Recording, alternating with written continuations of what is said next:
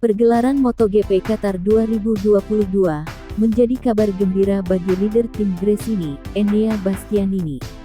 Pasalnya, Enea Bastianini sukses menyabet podium pertama di MotoGP Qatar 2022, yang sekaligus menjadi seri pembuka MotoGP 2022.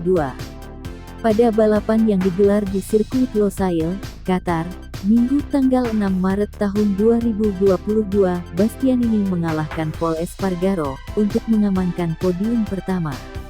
Ia melakukan aksi overtake penuh perhitungan di lap ke-19 yang membuat Pol Espargaro tak bisa berbuat banyak. Setelah mengasapi Pol, laju Bastianini semakin tak terbendung. Brad Binder, yang ada di peringkat kedua pun tak bisa berbuat banyak untuk mengejar Bastianini.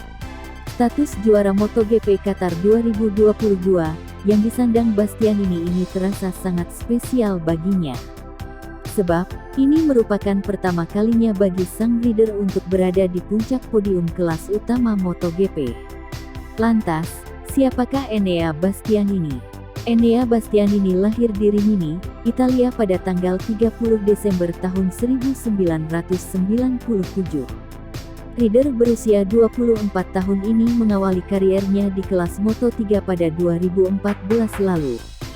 Saat itu, Bastia muda melakukan debut bersama tim Go dan Van Moto3. Bastia lantas pindah ke Gresini Racing Moto3 pada 2015. Semusim di sana, kemampuan balapnya semakin meningkat. Terbukti pada 2019, ia bergabung dengan tim Italtrans Racing di Moto2.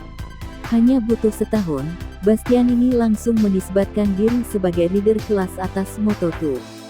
Pada musim 2020, ia menjadi juara Moto2 dengan koleksi 205 poin. Itu membuatnya langsung naik kelas ke ajang MotoGP pada 2021.